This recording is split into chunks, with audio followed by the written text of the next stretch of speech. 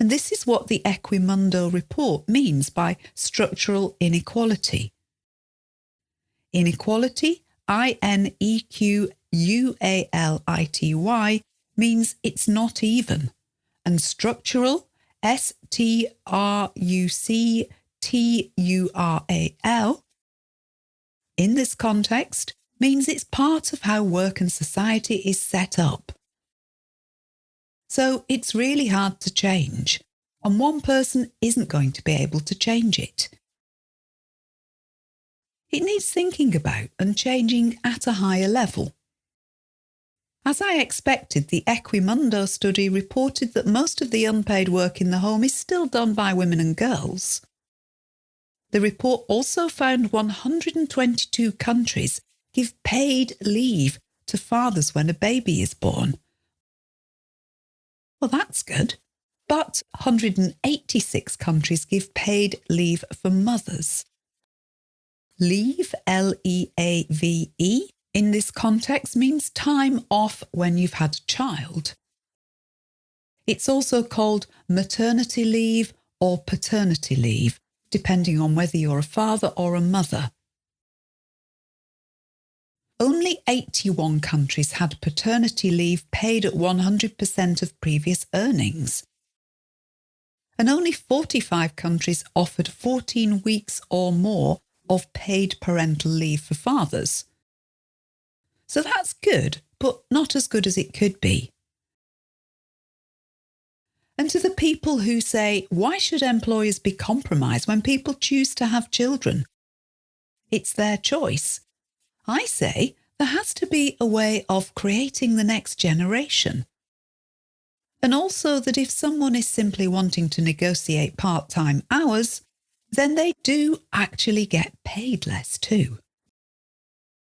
They're not getting anything for free there. And usually the employer gets good value for money from part-time workers. They're unlikely to be loafing around because it's Friday afternoon. Often the way structural barriers happen, they're more subtle and not acknowledged. When I worked part-time in IT and I had young children, I was on a team with other working mothers.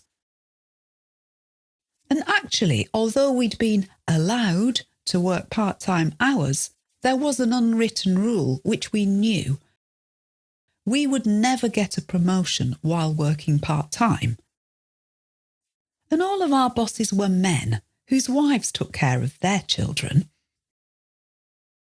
And yet if any man asked for part-time hours, they would be denied. That's a good example of structural inequality. I hope that's changing. But sometimes it's expected that it's the women who will do the childcare, who will compromise their careers to do it, and that the men don't get the opportunity. And I see that message still happening. If you have children, you can't expect to progress in your career. And it's seen that having children compromises your career and your ability to work those great long hours that often seem to be expected. No wonder I went off to work for myself and set up my own practice. For the last few years, I've had a very understanding employer and boss, me. That's because I'm self-employed, and I found that this was the only way to have quality of life in the workplace while having children. But of course, not everyone is in this situation. Not everyone can do this. Another structural barrier, when women who have had children want to return to work. Even in the UK, which I think is relatively progressive, women returners, meaning women wanting to return to work having had children, are treated appallingly sometimes.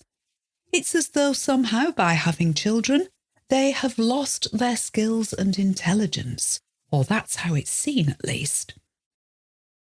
The culture of being expected to work long working hours in order to be seen to do a job well, just plain wrong in my opinion, still predominates and is completely incompatible with having to care for a family. there's a lot that still needs to change.